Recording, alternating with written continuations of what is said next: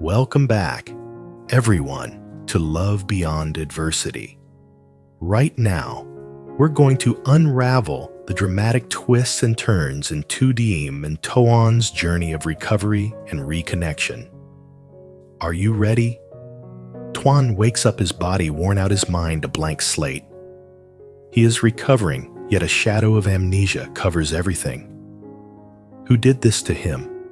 And who is the mysterious woman that constantly appears in his delirium? At the same time, Tu Diem collapses. After a terrifying nightmare about Toan, she must now grapple with hunger and sheer exhaustion.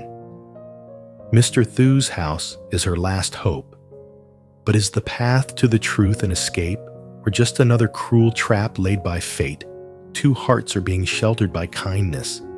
But can they overcome all trials to reunite in their second chapter of happiness? Don't miss this fateful moment. Hit like on this video and subscribe to the channel right now to follow Tu Diem and Tuan's riveting journey. Russ. The whispers of the twilight finally yielded to the profound silence of the deep night. In the small room, where thin moonlight pierced through the window bars, Tu Diem was asleep, but her mind was anything but restful. The tapestry of time she believed her love had woven was suddenly torn into horrifying shreds. She found herself standing on a pitch-black precipice, beneath her the abyss of despair. The only sounds were the howling wind like a wail of sorrow and fleeting sharp images. In the dream, Tu Diem saw Tuan. But this was not the Tuan with the radiant smile and warm eyes she always carried with her like an amulet.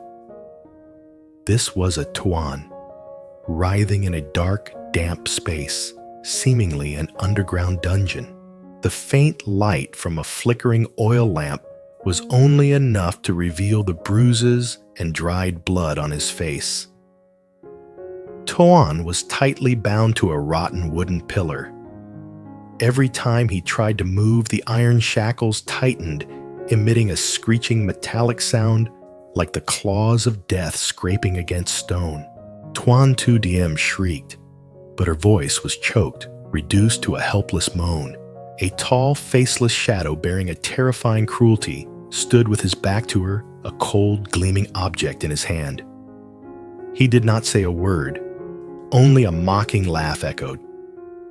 Then a dry, ripping sound tore through the silence, followed by Toan's agonizing, stifled roar of pain. Tu Diem felt that pain, as if the very blade were cutting into her own flesh. The heavy smell of blood assaulted her senses, even though she knew this was only a dream. She tried to run to him, tried to touch him, but her body seemed frozen powerless. She could only stand there, witnessing the horror repeat itself, the ghastly silence, the sound of chains, and Tuan's silent agony. The climax of the nightmare was when Toan looked up. His eyes no longer held the fire of hope, only emptiness and a silent plea. He called her name with a mere whisper of breath, Diem. Tu Diem bolted upright in bed, panting, cold sweat pouring down her body, soaking her thin silk nightgown. Her heart hammered against her ribs so forcefully it felt ready to burst. The surrounding area was silent, with only the wind drafting through the window and the chirping of insects. Yet she could still hear the chains and Tuan's agonizing roar. She brought her hand up to her forehead, trying to steady herself. "It's just a dream. Just a dream," she murmured to herself, but the reassurance sounded frail and lost in the room. This nightmare was too vivid, too real. It was unlike common anxieties. It felt like a prophecy, a death letter sent from Toan's very soul. She stepped out of bed, her bare feet touching the icy tiled floor. The cold seemed to seep into her very bones, jolting her further into alertness. The absurdity of the dream. If Toan was safely overseas, as everyone had claimed, he would have already weathered the storm of life. He should be in a place of freedom and peace, building a new life. Why would his spirit appear in such a horrifying scene of brutal torture?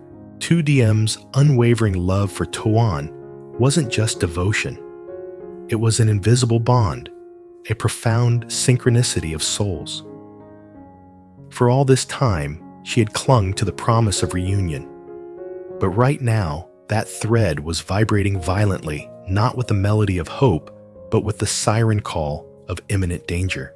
She stood before the mirror, her face pale, her eyes wide open. She saw fear, yet deep within the flame of devotion didn't extinguish it, flared into the fire of action. "No," she whispered, her voice firm and resolute. "My love cannot be a mere empty promise. If it's real, it must be telling me something." "Toan, you didn't leave. Something terrible has happened to you." She suddenly recalled the stories and rumors from when Toan disappeared. Everyone said Toan had fled, gone abroad. Only Mr. Tuan's godfather was the sole person with concrete details about this departure. He had insisted everything was settled, that Toan had left safely. But what if it was all just a facade to conceal a far more horrific truth? The nightmare had torn apart the deceptive veil of reassurance she had constructed for herself all this time. Tu Diem understood one thing. If Tuan was being tortured, every passing minute was a matter of life and death. She quickly put on a thick coat and wrapped a scarf around her neck. She no longer had time for tears, lamentations, or letting fear take over. Action was the only remedy for this despair. She took the small wooden box hidden at the bottom of her wardrobe and opened it. Inside were a few silver coins she had saved over the years, along with her most precious possession, the silver ring Toan had given her, a promise never fulfilled. She slipped the ring onto her finger, feeling the coldness of the metal, and it somehow imbued her with strange strength. Her plan was simple and reckless.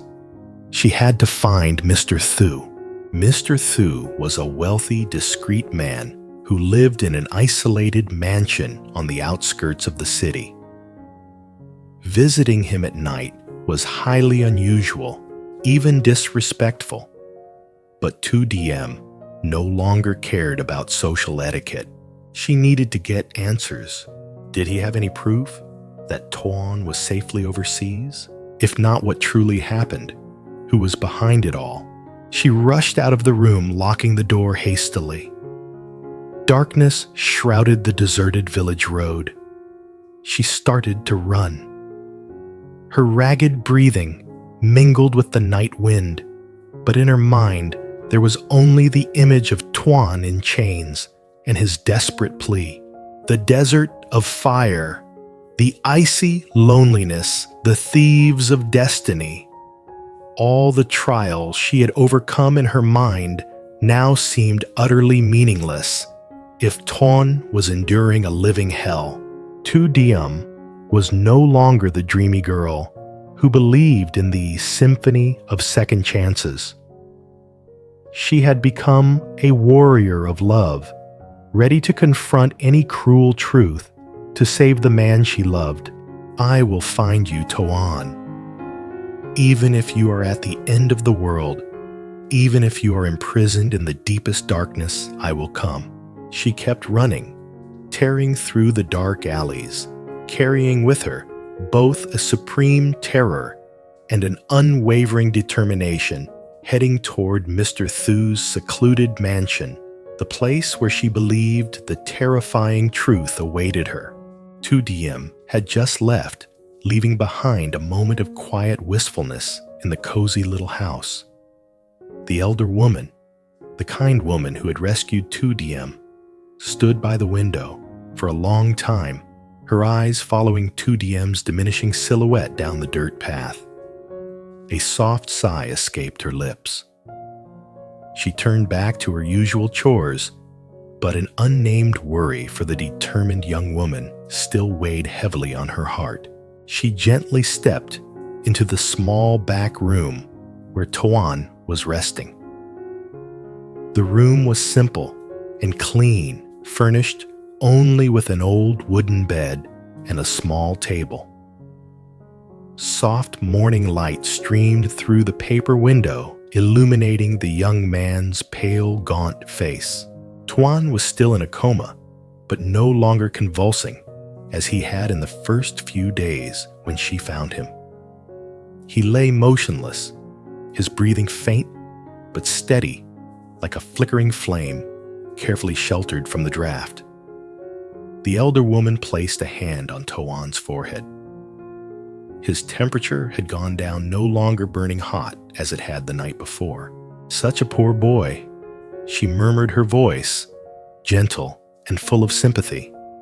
"I can't imagine what you endured to have your body so broken."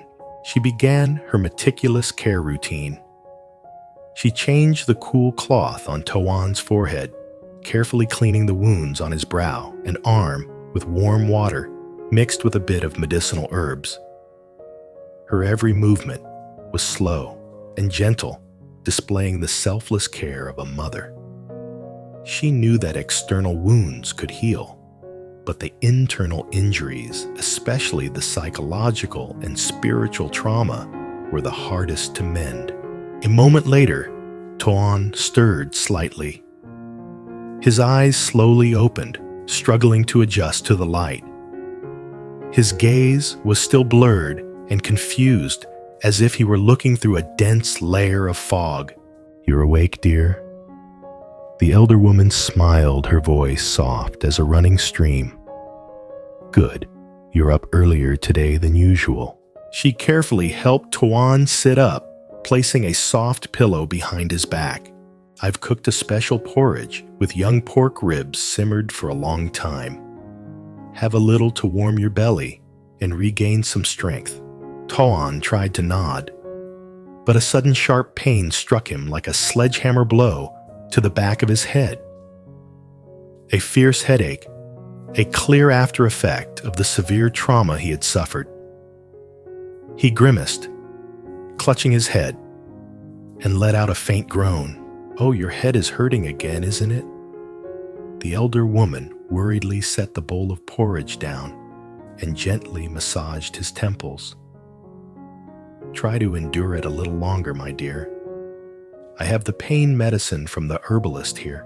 She brought over a cup of thick, black, strongly scented herbal decoction. "Finish this cup of medicine, then eat the porridge. It will help your blood circulate and ease your headache," the elder woman advised. Tuan smelled the bitter medicine, but tried to swallow it. Under her encouraging and loving gaze, he could not refuse. The hard-to-swallow liquid went down his throat gulp by difficult gulp. Afterward, she fed him the porridge small spoonfuls at a time. The simple pork rib porridge was the most precious tonic right now. Toan ate slowly, with difficulty. His effort was not just driven by hunger, but by a desperate will to survive a craving to regain strength to face reality. "Ma'am." Tuan whispered, his voice hoarse and weak. "What happened to me? Who am I?" This question cut deep into the elder woman's heart. The impact of the trauma was too great. It had erased every memory of the young man. She paused, her eyes filled with pity. She put the bowl of porridge down and held Toan's thin hand. "Don't try to rush your memory, my dear," she said, her voice sincere and warm. "The doctor said you suffered a severe concussion. Memory needs time to recover. You just need to know that you are safe here, and I will care for you until you are well." She briefly recounted finding him by the riverbank, severely injured and unconscious. She concealed the truth about Tu Diem, afraid that if Toan knew someone was looking for him, the pressure to remember would cause him greater pain. "Rest assured, I'm certain you have a home, a family waiting for you. There are people who love you very much," she said, her eyes glistening with hope. She looked into Toan's empty eyes and saw a part of his suffering and loss. Her compassion was so deep that it transcended all barriers of strangeness. To her, Toan was not just a patient, but a soul in need of shelter. She believed that kindness would be the most potent medicine helping him find himself again. "Please finish this bowl of porridge, and then sleep soundly. When you have enough strength, we will work together to find a way. You must remember that even if you don't recall who you are not alone. A greater power is protecting you, and I believe the path home is waiting for you ahead." Tuan looked at her, his unfocused eyes gradually holding a trace of emotion gratitude. He felt the sincerity in her every word and gesture. Although his mind was blank, his heart told him that this woman was his only sanctuary in this strange and painful world.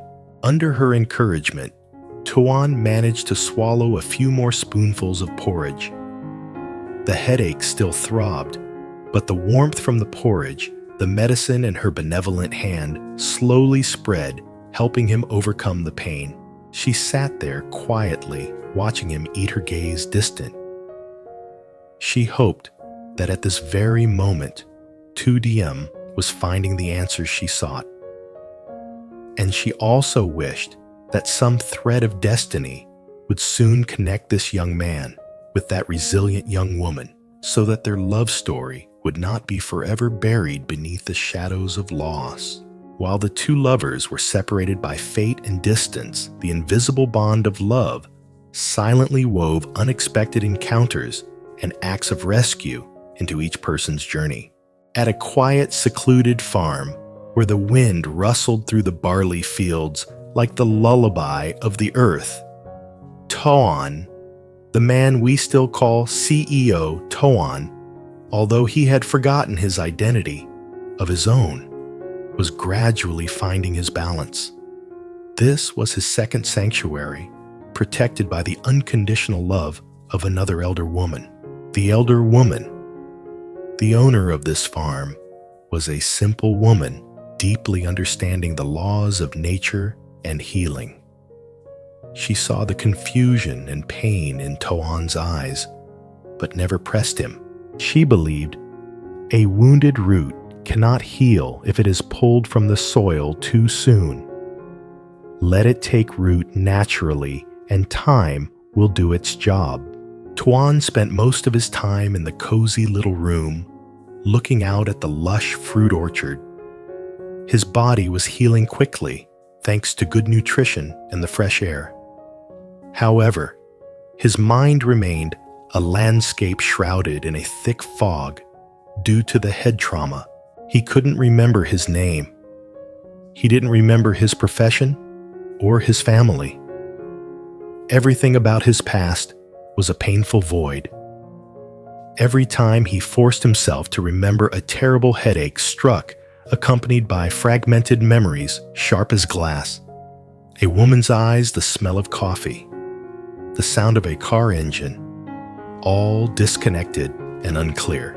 "Slow down, son," the elder woman gently said when she saw Toan wince.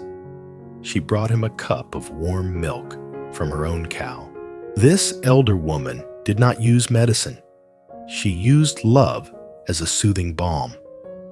She showed Tuan how to tend the plants and how to milk the cow, simple tasks that required concentration, helping him temporarily forget the emptiness in his soul.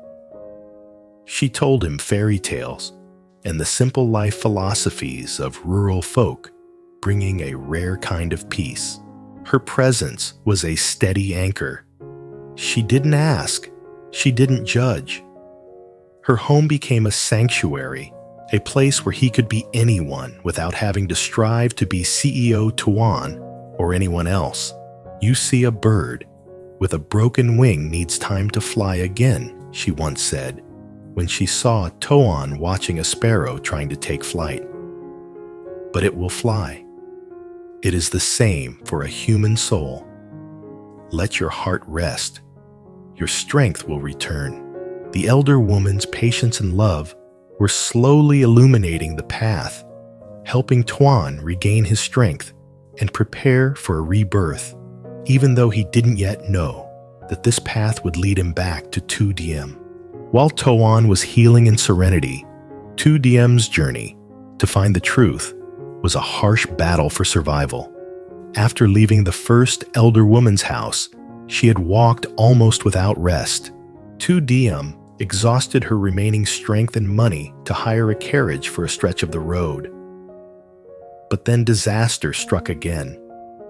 On a deserted forest road, she and her fellow travelers were ambushed by a group of bandits. In the chaos and fear, she was robbed of all her money, left only with the clothes on her back, and the silver ring Tuan gave her hidden securely. It was 3 days without food or sleep, sustained only by plain water, and the relentless anxiety for Tuan that drove her steps. She walked under the scorching sun, then shivered in the night cold. Her body, which had not been well cared for during her long period of worry, was now utterly depleted of energy. Every step was now a torture. Hunger gnawed at her stomach, her head swam, and her vision blurred. She desperately clung to her iron will, to the unbreakable promise of love. Must get to Mr. Thu's house. Must know the truth. Tuan is waiting. The fierce will was but a faint flame. Finally, her body betrayed her spirit. On a deserted trail leading into the wealthy outskirts, near where she estimated Mr. Thu's mansion was located, Tu Diem felt her head spinning like a top. The world around her swayed, slowly darkening. She tried to cling to a tree trunk by the path, but in vain. With one last gasp, Tu Diem fell to her knees, then collapsed unconscious onto the hard ground, her frail body lying completely in the shade of the trees. Her scarf slipped from her head, revealing her disheveled hair. A few hours later, a small cart laden with dry firewood passed by. The driver was an elderly woman, her face kind, yet weathered by the sun, wind, and time. This was the third kind elder woman in this fateful journey.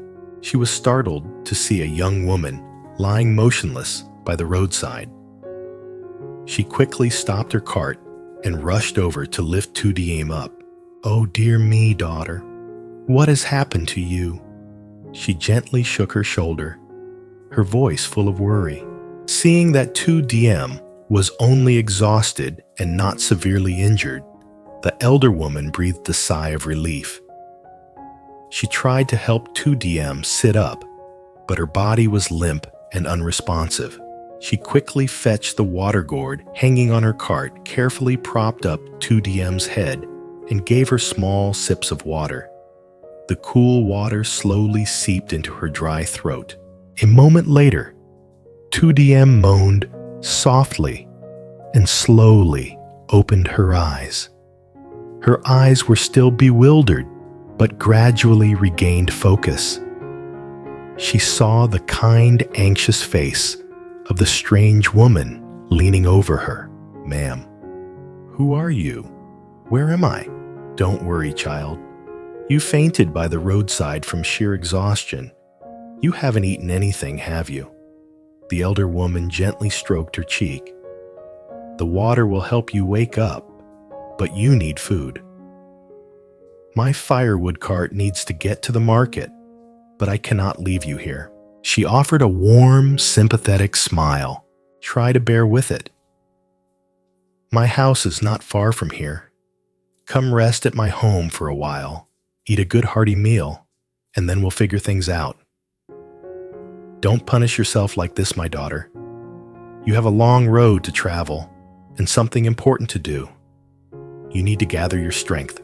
The benevolent look in her eyes was the most sincere invitation Tu Diem could receive at this moment. She felt the genuine kindness in this woman's heart. Tu Diem managed to nod in profound gratitude. Thank you, ma'am, she whispered weakly. Tu Diem struggled to stand, with the elder woman's help, her steps wobbly. The difficult journey still lay ahead, but at least she had been given another chance to recover, to brace herself for the destiny awaiting her at Mr. Thu's mansion. The journey to reunification for Toan and Tu Diem remains long and arduous, marked by separation, amnesia, and harsh trials. However, their love and the compassion of good-hearted strangers, the two elder women, are slowly pulling them back together. The story concludes with the hope that love will conquer adversity and bring about a complete ending.